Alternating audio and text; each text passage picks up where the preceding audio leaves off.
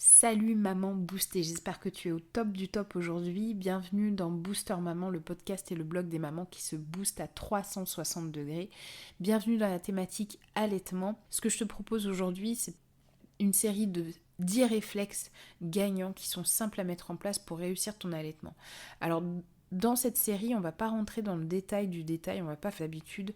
C'est vrai que j'ai tendance à aller souvent en profondeur sur les sujets, j'aime bien. Parfois, je me noie même dans les détails.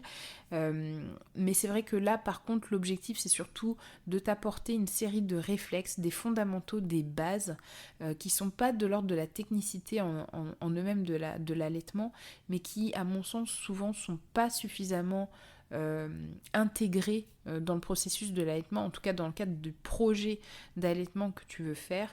On en parle, mais on ne les souligne pas. Là, aujourd'hui, j'ai vraiment envie en gras et de te permettre de t'imprégner finalement de ces réflexes-là, de toujours les avoir en tête, parce que avant même d'envisager d'allaiter, c'est quelque chose qui est vraiment ultra important de retenir tout le temps, tout au long finalement, que ce soit de la grossesse jusqu'à après. C'est quelque chose qui est vraiment important d'intégrer pendant ta période d'allaitement. Donc qui je suis alors très rapidement pour te parler d'allaitement. Alors moi très honnêtement je ne suis pas une experte dans le domaine de l'allaitement, j'ai juste une expérience pour moi. Alors moi je suis une maman active avec des responsabilités au niveau du boulot. D'ailleurs je pense que c'est une thématique sur laquelle on reviendra, toute la partie professionnelle, le fait de s'accomplir en tant que femme aussi sur ces sujets-là. Mais là, c'est pas l'objectif. Là, on va vraiment se concentrer sur la partie allaitement. Donc ça, c'est la première casquette. Mais comme tu sais, on a énormément de casquettes en tant que femme. Et l'autre casquette qu'on a, c'est effectivement notre casquette de maman. Et quand on souhaite allaiter, on se rend compte que finalement, c'est pas si simple que ça. Et donc moi, je me suis heurtée à pas mal de difficultés. Pour moi, c'était évident que je voulais allaiter, mais au final, je me suis confrontée à pas mal de freins, de choses sur lesquelles, si je m'étais pas documentée, j'aurais pas eu les infos, ça aurait été un peu compliqué finalement de mener à bien mes allaitements. Mon fils, pour information, je l'ai allaité 6 mois exclusivement, et ensuite jusqu'à 10 mois en mixte. Ensuite, mes filles, je les ai allaitées 10 mois exclusivement, et après, jusqu'à plus de 21 mois en mixte. Donc voilà, après je dis pas à tout le monde de faire la même chose, mais c'est vrai que ça a été franchement un challenge. Donc si moi j'ai réussi finalement à faire ça, je pense que toi, si tu as envie de le faire, tu peux aussi. Donc mon idée pour moi, c'est vraiment de te transmettre vraiment quelque chose, d'impacter le maximum de mamans sur le sujet de l'allaitement, en tout cas sur le sujet des femmes qui veulent allaiter, parce que j'ai pas envie de convertir tout le monde et toutes les femmes, et je dis pas qu'il faut que tout le monde allaite. Mon objectif, c'est surtout de booster celles qui ont envie d'être boostées dans ce sens-là. On va commencer tout de suite avec le premier réflexe. Le premier réflexe, il est bête et méchant. Alors, ce podcast, il va être synthétique. Je vais pas faire un podcast de 30 minutes, parce que l'objectif, c'est vraiment de te faire des des petits podcasts, justement, pour te permettre, justement, d'avoir en tête les différents réflexes. Alors, le premier réflexe, c'est de boire. Je l'ai mis en réflexe numéro 1, parce que finalement, alors on dit qu'effectivement il faut boire pendant l'allaitement, mais finalement je trouve qu'on ne le souligne pas assez. Et surtout ce qu'on ne souligne pas, c'est le côté...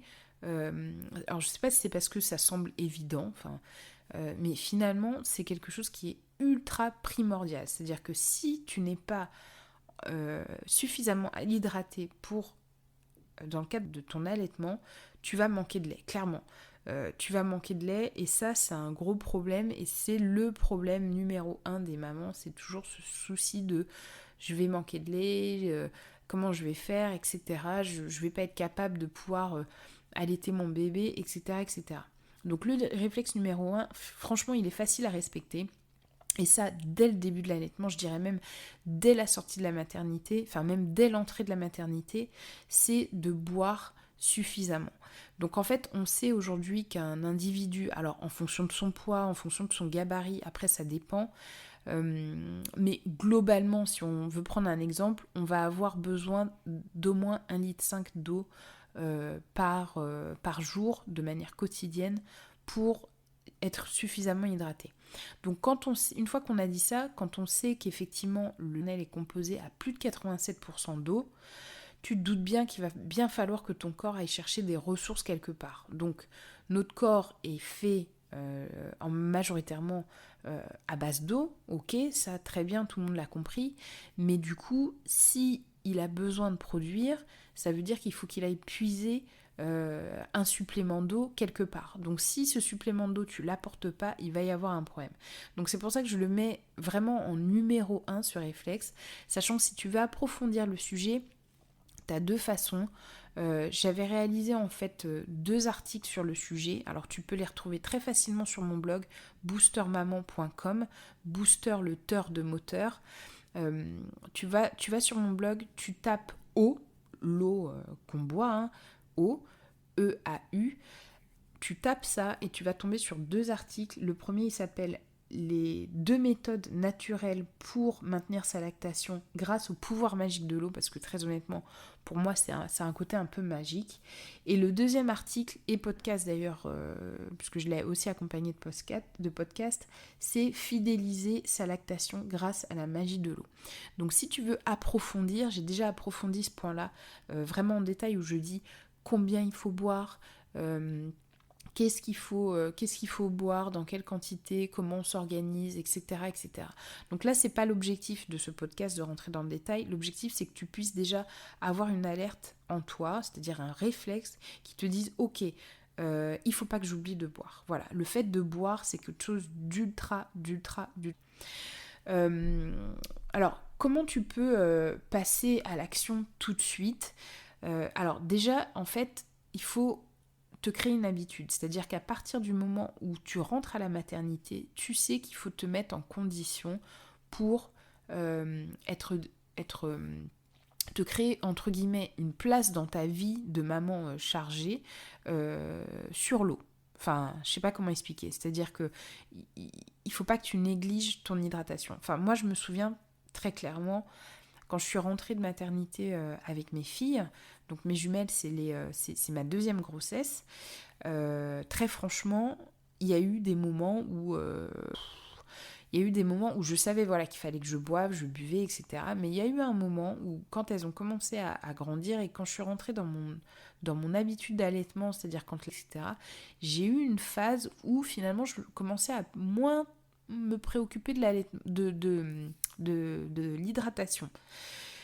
Et en fait, mon corps me l'a fait ressentir tout de suite, en fait. C'est-à-dire, j'ai commencé à avoir mal à la tête, j'avais soif, etc. Et en fait, je me suis rendu compte que, finalement, j'avais un peu pris la confiance, je m'étais un peu assise sur mes acquis, ça tournait, l'allaitement, ça a été super dur, je t'en reparlerai, de le mettre en place, notamment pour 2 bébés. Il faut quand même se rendre compte, qui m'écoutent et qui n'ont qu'un seul bébé, dites-vous que si vous êtes angoissé pour un seul bébé, dites-vous que on s'en rend pas compte. Pour mon premier, j'en avais qu'un, ça me semblait dur, mais je vous garantis que quand vous en avez 2, c'est encore plus dur. Mais moi, j'ai envie de vous dire qu'aujourd'hui, les 2 sont possibles si on est bien renseigné et si surtout on a envie de mener ce projet comme une vraie bosse, quoi. Comme si c'était...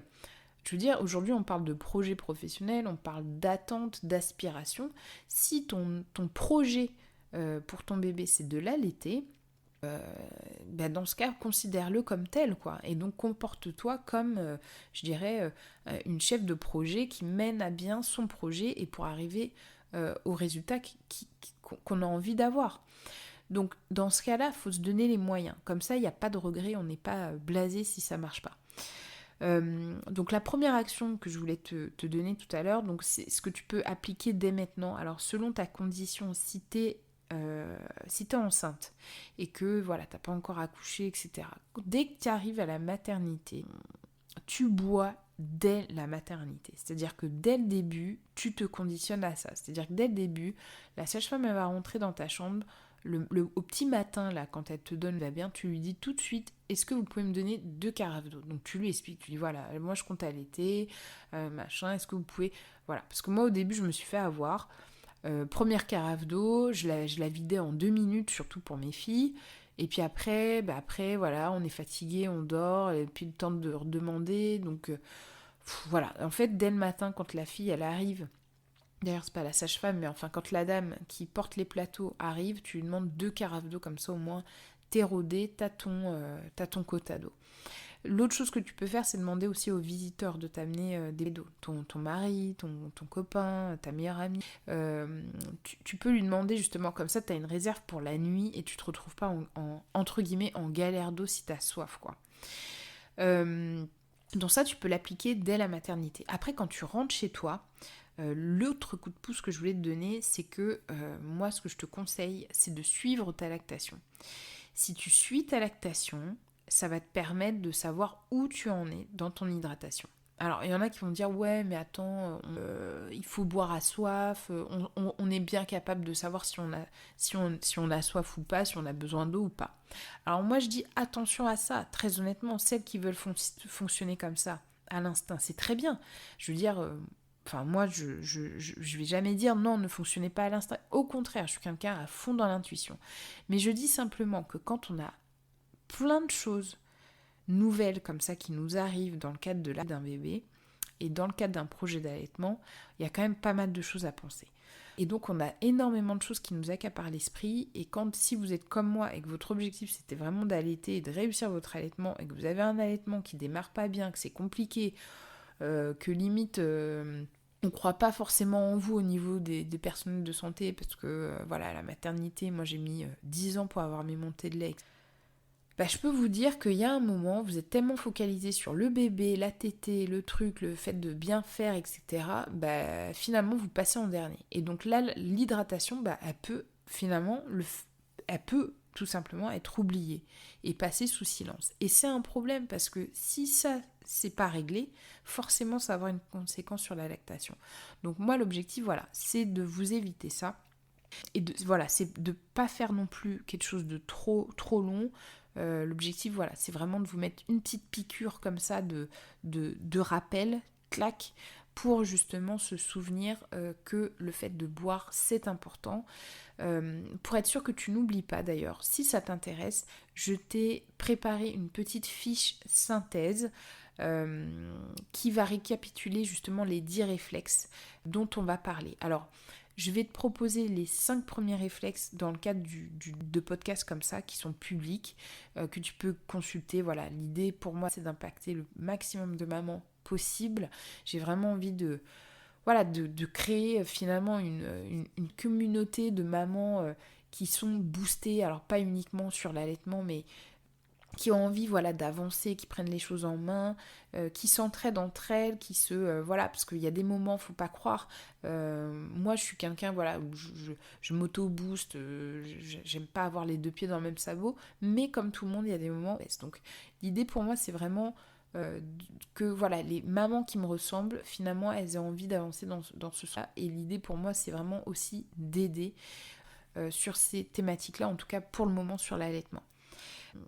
Donc justement, cette fiche, elle va te permettre ça. Les 5 premiers réflexes, je te les propose. Alors, je sais pas si tu m'écoutes sur Spotify, sur Deezer, enfin voilà, je suis à peu près...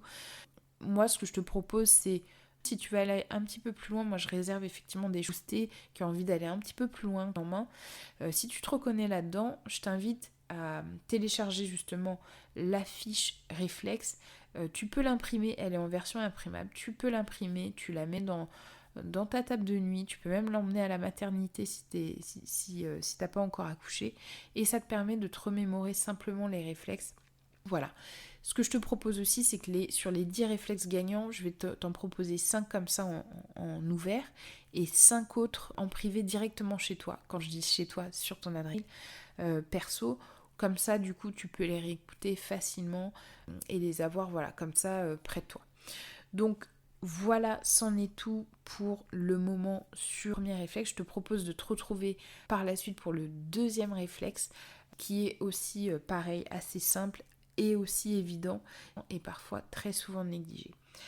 En tout cas, dans l'attente, si ça t'a intéressé, si tu veux rien rater, je t'invite à t'abonner ou à me mettre des commentaires, à me mettre des petits coups de pouce, des petites étoiles en fonction de la plateforme où tu es. Ça facilite à faire connaître mon travail si c'est une philosophie qui te parle et si tu as envie qu'elle soit diffusée. Voilà. Mais écoute, j'ai mis du temps à me lancer sur le sujet. Et j'ai pas mal procrastiné. Mais voilà, c'était plus fort que moi. Donc voilà, en tout cas, si ça te parle, ça a au moins impacté ne serait-ce qu'une personne, je serais contente.